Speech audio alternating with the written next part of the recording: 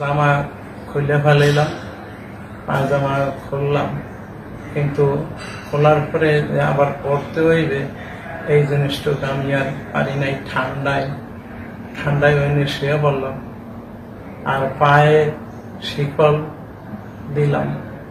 পায়ে শিকল দিয়া এরপরে আমার এই যে কেন করতেছি এইটার কোনো চিন্তা ভাবনা কিছুই আমার নাই, খালি যা মাথায় আসতেছে তা করতেছে।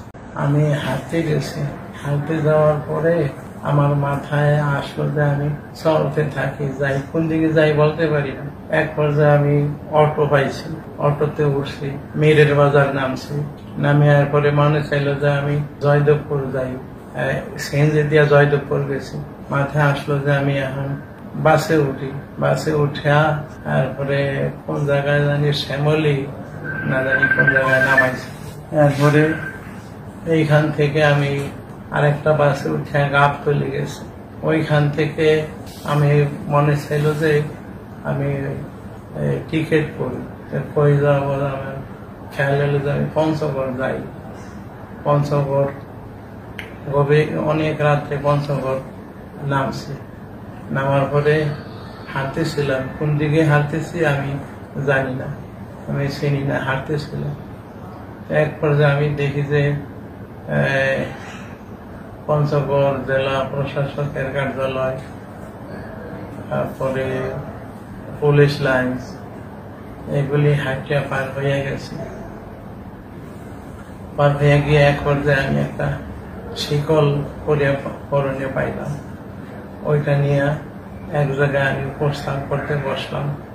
প্রস্তাব করতে বসা তারপরে প্রস্তাব করলাম, আর লুঙ্গি পায়জামায় প্রস্তাব লাগলো, এরপরে জামায়ও লাগলো।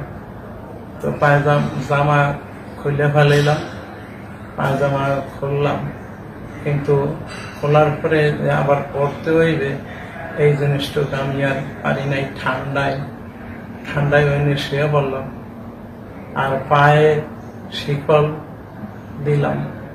পায়ে শিকল দিয়া এরপরে আমার এই যে কেন করতেছি এইটার কোনো চিন্তা ভাবনা কিছুই আমার নাই, খালি যা মাথায় আসতেছে তা করতেছে।